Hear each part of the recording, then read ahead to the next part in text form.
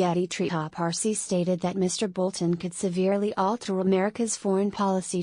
Parsi, the founder and president of the National Iranian American Council, told Express.co.uk that Mr. Bolton could severely alter America's foreign policy towards North Korea ahead of the proposed meeting between Mr. Trump and despot leader Kim Jong-un. He said, Bolton is likely going to enable Trump's worst instincts.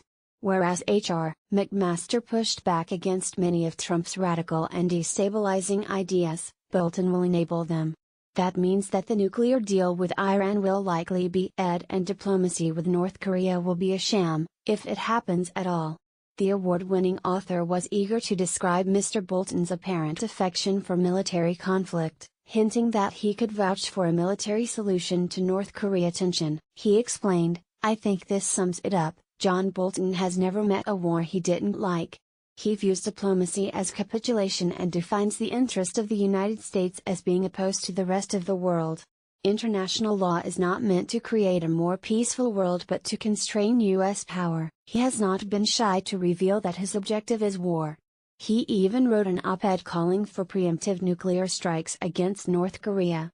Mr. Parsi stated that the removal of Mr. McMaster from the White House is part of an attempt by Donald Trump to oust officials that do not share his opinions. He went on, "Despite his claims that he likes different opinions, the trend is quite clear. He is stacking the White House increasingly with yes men." Mr. Bolton has continued his aggressive tone since taking to the White House. He recently suggested that Kim Jong-un could be using negotiations to buy time in an attempt to conceal their nuclear weapons and ballistic missile activity.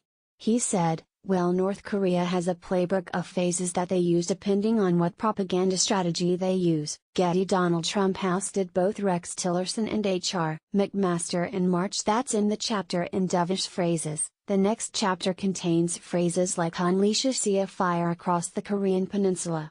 I think that their history over decades is that they, like Iran, like others, use negotiations to buy time to conceal their nuclear weapons and ballistic missile activity. The meeting with President Trump, when it comes, I think will be a real opportunity to see if that is the same policy they are pursuing as they have so many times in the past. Getty. Mr. Bolton has continued his aggressive tone since taking to the White House. They have repeatedly committed to giving up nuclear weapons and they have repeatedly lied about it.